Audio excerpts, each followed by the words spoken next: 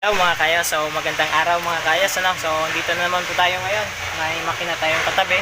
At check natin mga kayos kasi ito po ay umingay, no? Umingay tapos pinatay na ng driver, buti na agapan nila. So i-check natin mga kayos kung anong problema niya. Pero ito mga kayos, nabuksan na ng assistant mechanic dito.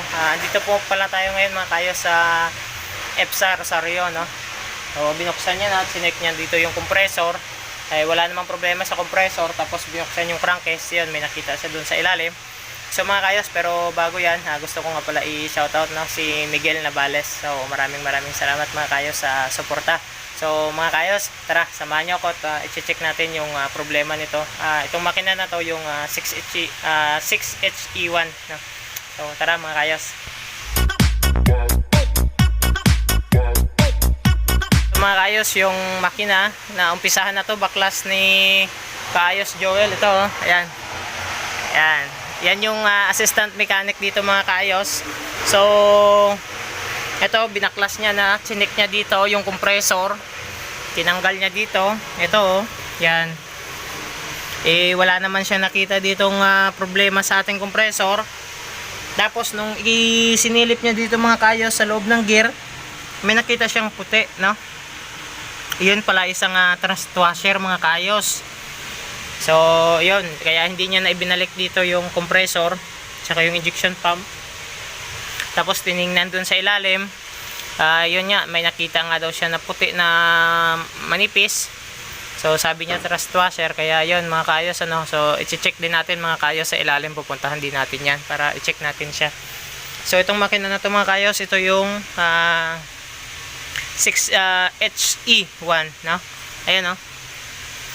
Ayan, no? 6HE1 mga kayo. So ito yung kanyang firing order, 153624. Yan. Tapos yung kanyang valve clearance 0.016 inches, no? Intake at saka exhaust. Tapos yung kanyang top dead center, yung kanyang injection pump, no? Ayan, no? Ito nakalagay dito, 14 mga kayos, 14, ayan, no? 14 degrees yung kanyang before top dead center. Yan yung kanyang injection pump beginning, o yung kanyang injection pump timing, ano? Ito. Yan, no? Yan. So yan mga kayos, so pupunta tayo ngayon sa ilalim. Yan. Yan. Ayan, so wala na siyang intake dito mga kayos na, no? Ito na lang yung intake manifold, dyan na lang, wala na dito yung nakadugtong pa papunta sa air cleaner nya. Punta natin sa kabila.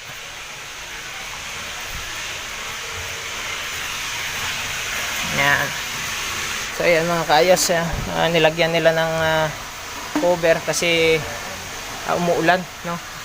Nababasa daw, kaya nilagyan nila ng plastic. So ayan mga kaayos, ayan. So pupunta tayo dun sa ilalim.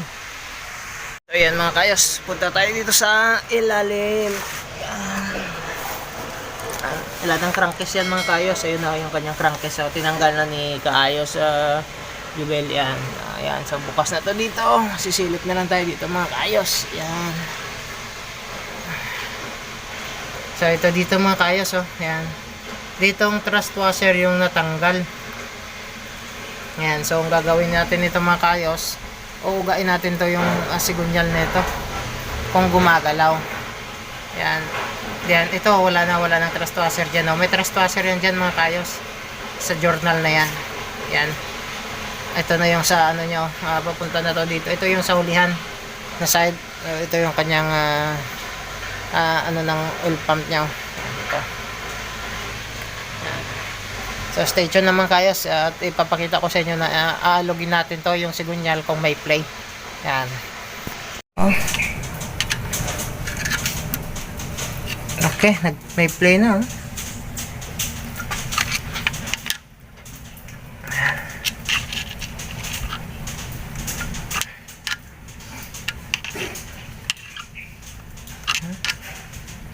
Nasayaw na. Yan. Lumalagat ako. Side play niya, oh. Wala dapat to. Ang may side play lang dapat nito, yung ano lang eh. Connecting rod eh. Hindi ito. Lumalagatok ko. Yan o. Gumagalaw o.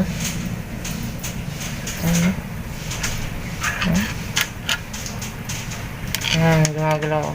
Wala na. Tanggal yung thrust washer niya dyan o. Wala na Yung dito. Ayan, may thrust washer to dito eh. Wala na. O. Laki o. Wala na ang thrust washer. So, wala na. Kailangan to ibaba. Baba talaga to. Titingnan natin to yung ano nito, sigunyal at saka yung ano, lagayan ng ano nito, thrust washer. Baka kumayod to kasi kinayod niya yung ano, 'di ba? Nadurog. Yung nakuha niyo. Wala na. Kailangan to ibababa talaga to. General na lang to para ma-check lahat ng journal din nito kasi pagka ganyan kumayo dito sa isa, posible yung iba nito tumabingi na to eh. O kahit sa ibang ano nga dito, sa ibang journal dito oh. May ano siya, may aribaba. ibang journal. Oo. Kumayod na paano yan, no? Kumayod na kasi to kasi dumikit to eh. Kumayod to. Kailangan nito ibaba talaga to, general to. General ang hatol natin dito nito. Dito pwede na dito lang dukot-dukutin to. So yun mga kayos, natingnan na natin yung makina no. Napuntahan natin dun sa ilalim at saka yun nga yung ating hatol dito. Ibababa ng makina at saka general overhaul na lang mga kaayos kasi ito dati dinukot pero mga 3 months pa lang yun bumigay yung kanyang thrust washer at wala na, hindi na mapa ano nila kasi maingay na yung andar niya mga kayos. Kaya yung ating ano dito hatol, general overhaul natin mga kayos at saka i-check natin yung kanyang journal, yung black at saka yung pinaglalagyan ng ating thrust washer baka ano na yun, malalim. So kung malalim na either pa-build up natin o papalitan na lang natin mga kayos. So stay tuned lang mga kayos So yun lang muna mga kayos maraming salamat sa mga nakasuporta no at sa mga sumusuporta. Sa mga hindi pa po nakapag-subscribe sa aking YouTube channel, please subscribe, like and share at saka paki-press nyo na din po yung notification bell na yan para maging updated po kayo sa mga bagong videos natin na gagawin na hopefully na makakatulong. So yun lang muna mga kayos. God bless.